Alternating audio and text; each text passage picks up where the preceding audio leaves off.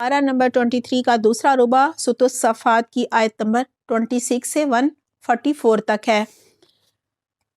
اب آیات میں یہی بتایا جا رہا ہے کہ جو مشرکین دنیا میں اللہ کو چھوڑ کر دیگر معبودوں کو پوجا کرتے تھے، ان کی بندگی کرتے تھے، ان کی اطاعت کرتے تھے، قیامت کے دن وہ ایک دوسرے کے دشمن بن جائیں گے، اور اس دن ان میں سے ہر ایک چاہے گا کہ انہیں چھوڑ دیا جائے اور ان کے بدلے دوسرے گروہ کو جہنم کی آگ میں ڈال دیا جائے۔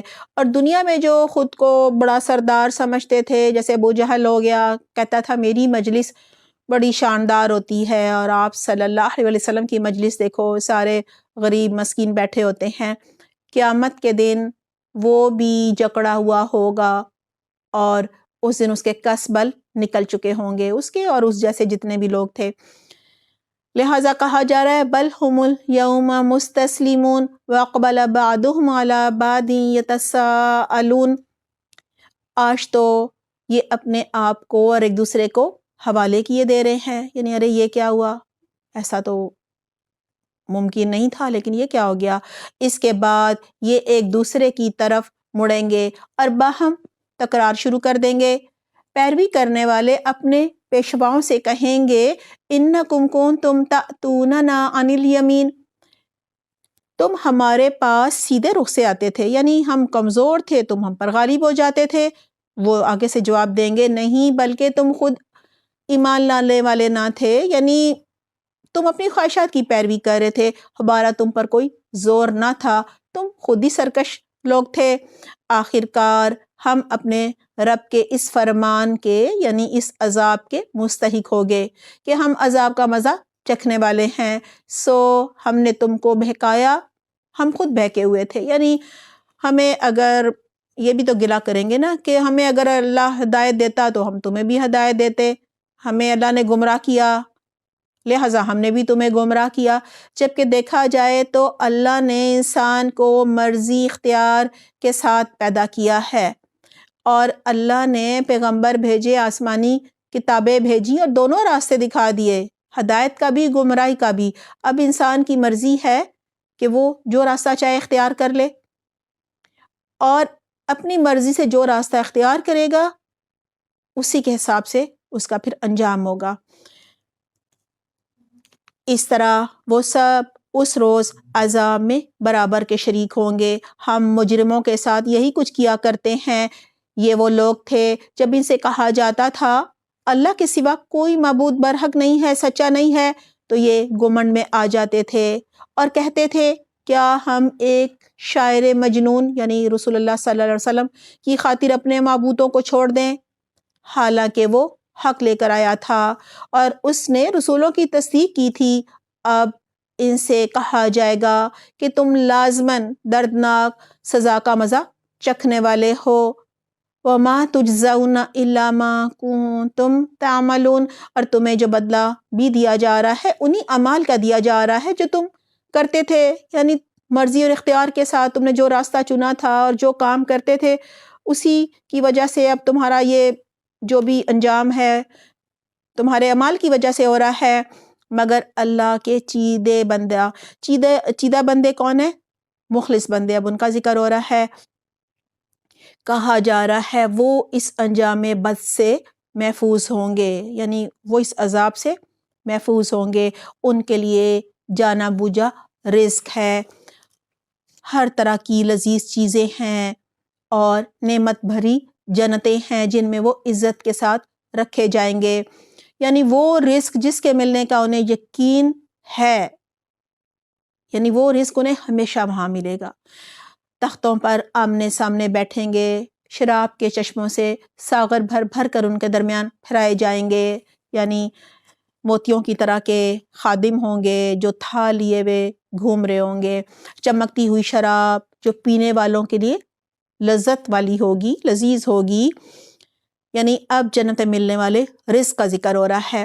حدیث میں ہے اللہ سبحانہ تعالیٰ نے اپنے نیک بندوں کے لیے جنت میں جو نعمتیں رکھی ہیں ان کو نہ کبھی کسی نے دیکھا، نہ سنا، نہ کبھی ان کا خیال یعنی تصور بھی ذہن میں آیا۔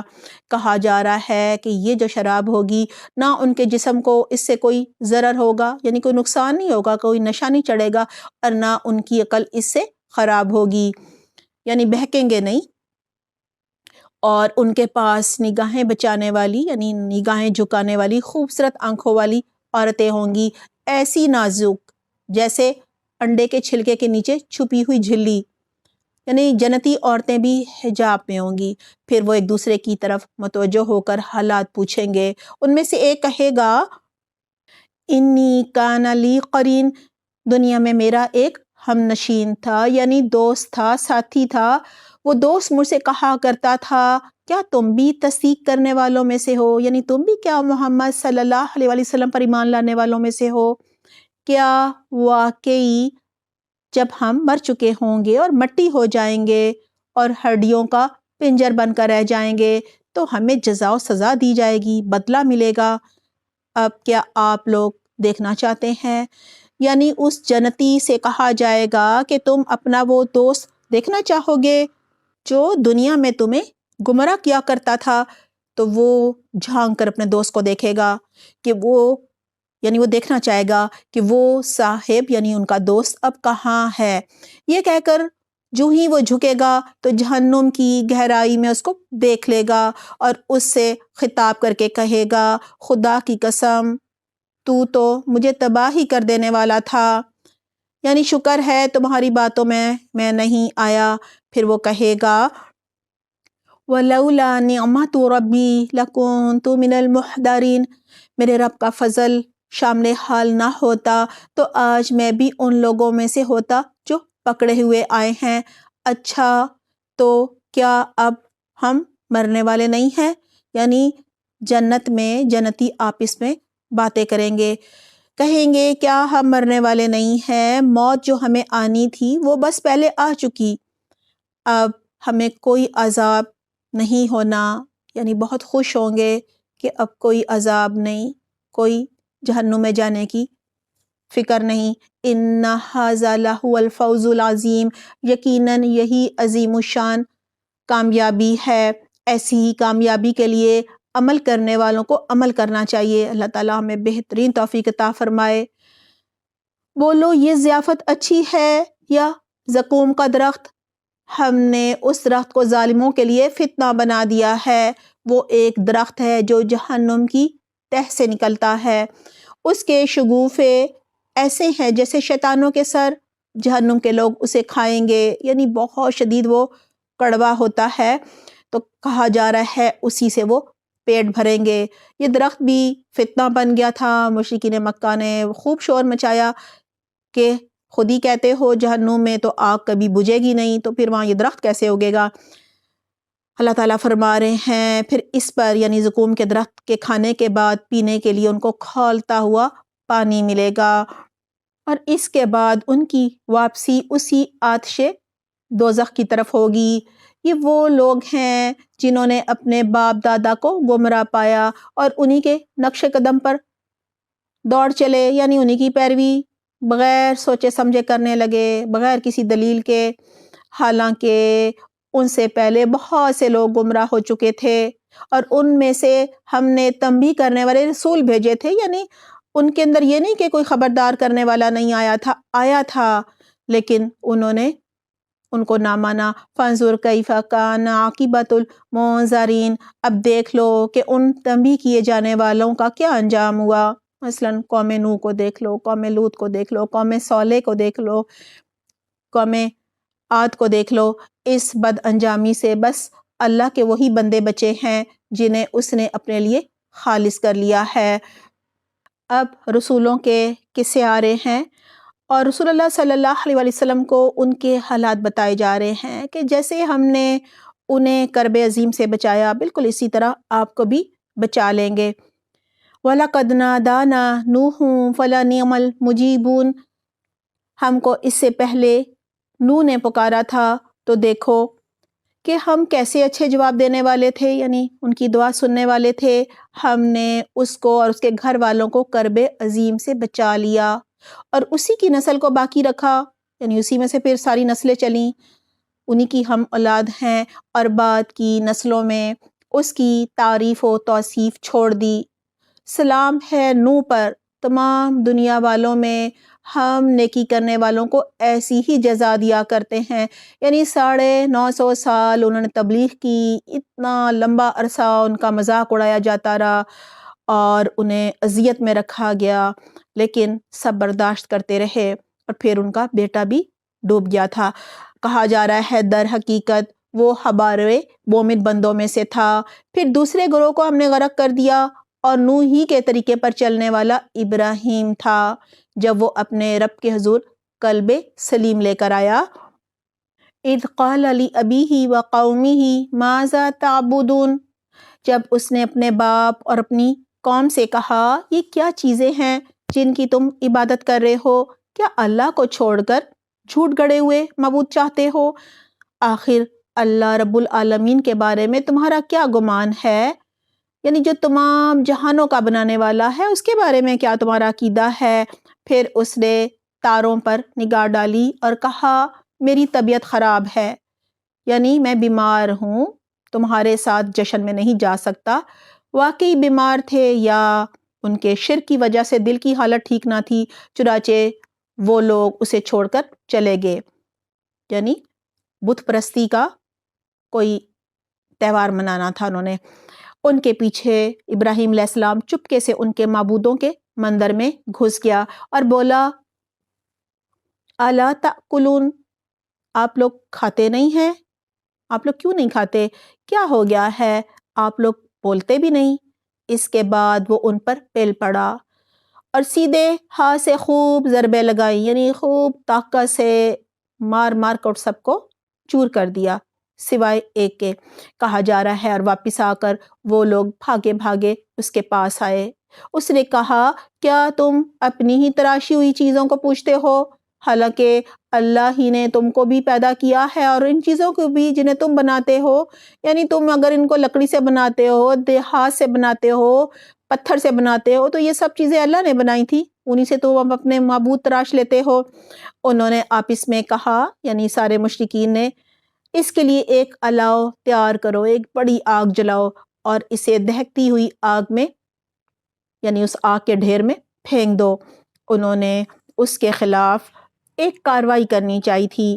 اللہ تعالیٰ کہہ رہے ہیں مگر ہم نے انہی کو نیچا دکھایا، یعنی اللہ سبحانہ تعالیٰ نے تدبیر کی۔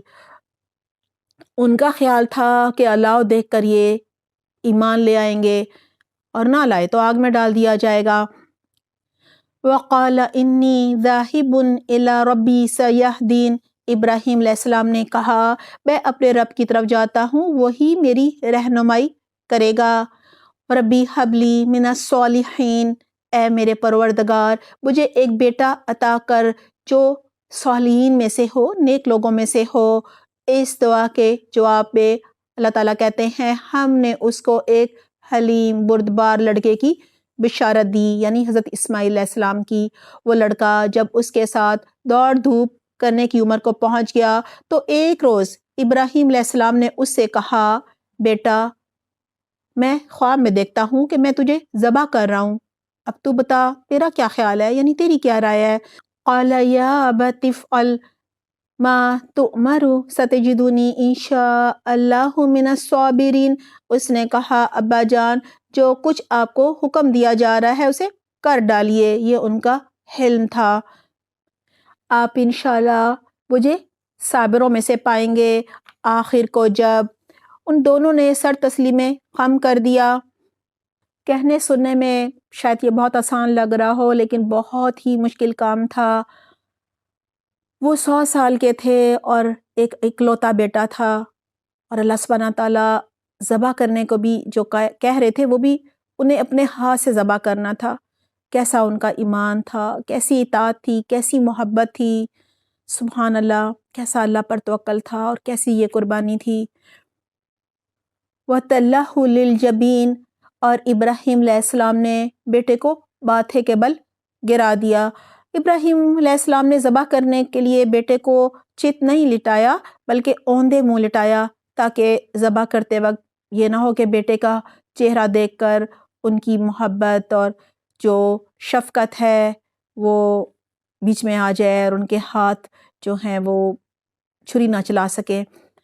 اللہ تعالیٰ کہہ رہے ہیں وَنَادَيْنَاهُ أَن يَا إِبْرَاهِيمُ، اور ہم نے ندا دی کہ اے ابراہیم تو نے خواب سچ کر دکھایا۔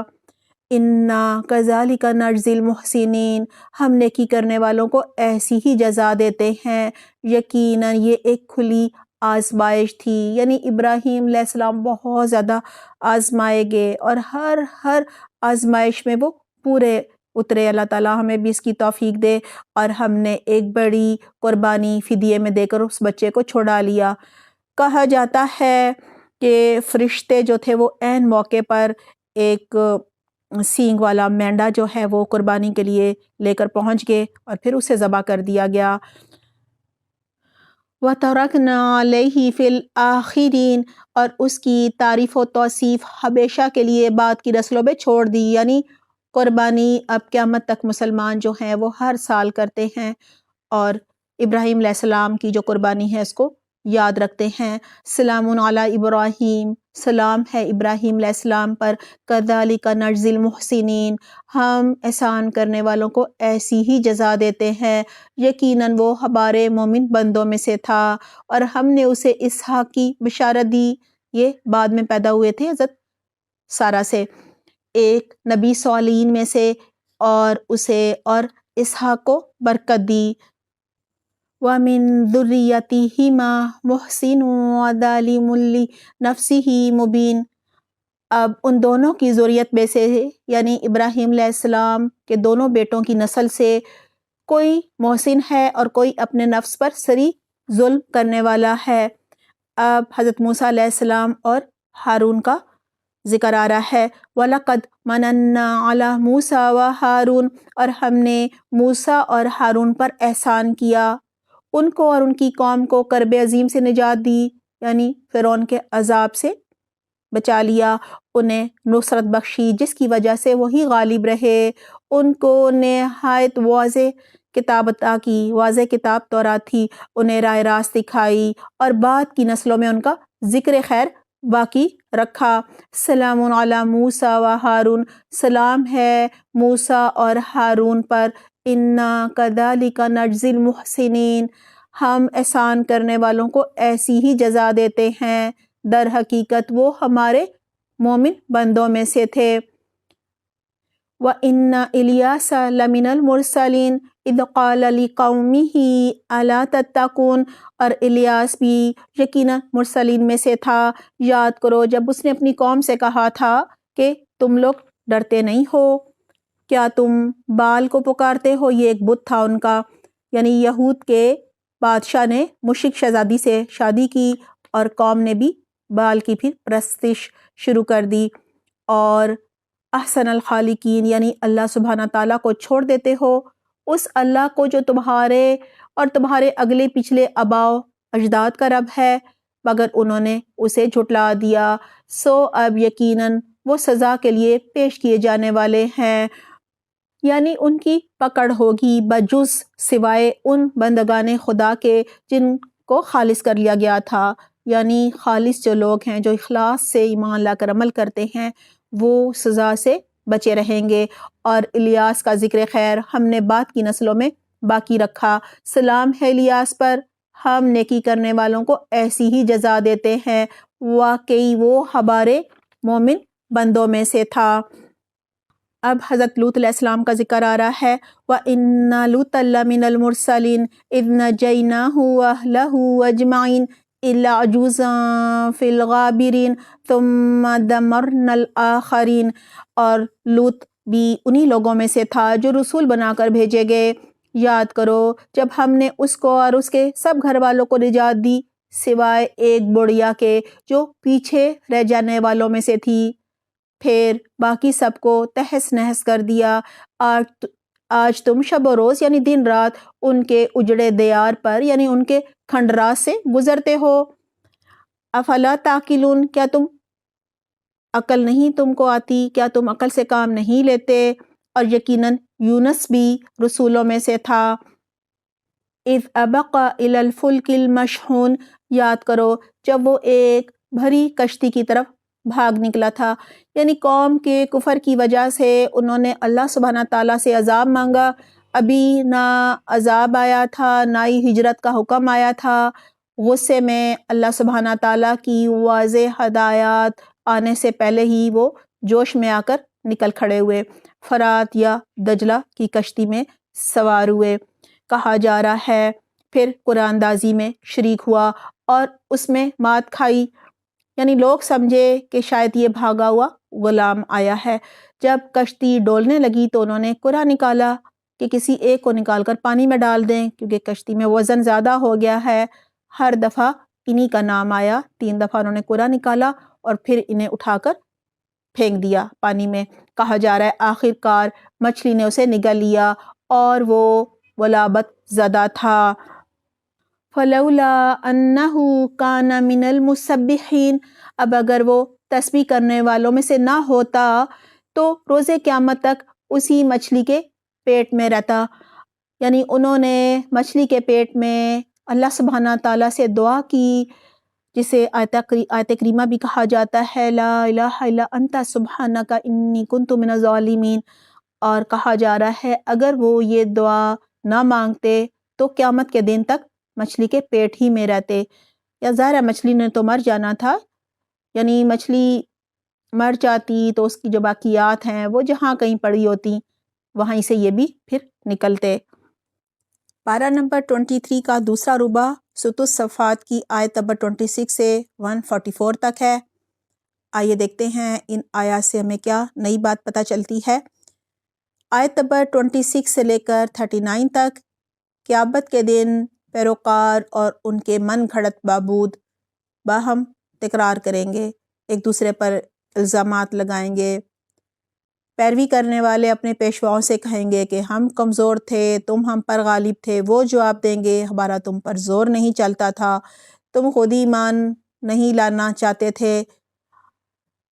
یعنی دونوں ہی اس دن عذاب میں برابر کے شریک ہوں گے۔ ہمارے لیے یہی سبق ہے کہ ہم کسی کی بھی اندھی تقلید نہ کریں، اللہ نہ کرے اس دن ہمارے ساتھ بھی یہی معاملہ پیش آئے۔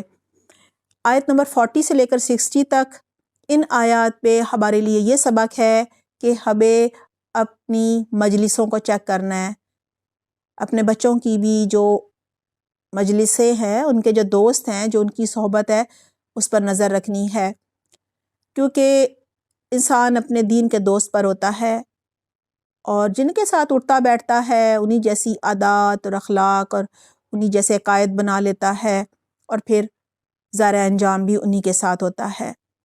کئی دفعہ کچھ لوگ شرک کر رہے ہوتے ہیں، بدعت کر رہے ہوتے ہیں، گناہ کر رہے ہوتے ہیں، اور بڑے بڑے دلائل دیتے ہیں کہ وہ حق پر ہیں، تو جس کے پاس دین کا علم نہیں ہوتا وہ ان کی باتوں میں آ جاتا ہے اور وہی سب کچھ کرنے لگتا ہے جو دوست کر رہے ہوتے ہیں۔ لہٰذا ہمیں بہت نظر رکھنی ہے اپنے بچوں کے دوستوں پر بھی اور اپنی مجلسوں پر بھی۔ آیت نمبر 61 سے لے کر 74 تک، یہاں بتایا گیا ہے کہ باپ دادا کے طریقوں کی اندھی تقلید کرنے والوں کا انجام کیا ہوتا ہے۔ ہمیں بھی اگر ہمارے جو بزرگ ہیں بہت ہمیں پیارے ہیں تو ہم نے یہ نہیں دیکھنا کہ ان کی محبت میں ان کی بات ہم مان لیں اور اپنی آخرت خراب کر لیں۔ ہم نے دیکھنا ہے کہ وہ کہہ رہے ہیں، واقعی قرآن و حدیث کے مطابق کچھ کہہ رہے ہیں یا وہ ان کا اپنا کوئی نظریہ ہے، کوئی عقیدہ ہے۔ آیت نمبر 75 سے لے کر 82 تک میں نافرمان قوموں پر جب عذاب آئے تو مخلص اہل ایمان بچا لیے گئے، یہ ذکر ہے۔ ہمیں بھی اپنے لیے دعا کرنی چاہیے کہ اللہ تعالیٰ ہمیں مخلص اہل ایمان میں شامل فرمائے اور ان جیسے اعمال ہم سے بھی کروائے۔ آیت نمبر 84 سے لے کر 144 تک میں انبیاء کرام کا ذکر ہے، حضرت ابراہیم علیہ السلام کا، حضرت اسحاق علیہ السلام کا، حضرت موسیٰ علیہ السلام کا، حضرت ہارون علیہ السلام کا، الیاس علیہ السلام کا، حضرت لوط علیہ السلام کا اور حضرت یونس علیہ السلام کا۔ یہ سب اللہ سبحانہ تعالیٰ کے مخلص بندے تھے، محسن تھے، احسان کرنے والے تھے، اور اللہ سبحانہ تعالیٰ نے بھی ان پر بے شمار احسانات کیے۔ دعا ہے اللہ سبحانہ تعالیٰ ہمیں بھی ان جیسا محسن بنائے، ان جیسا اخلاص اور تقوی نصیب فرمائے، آمین اللہم آمین۔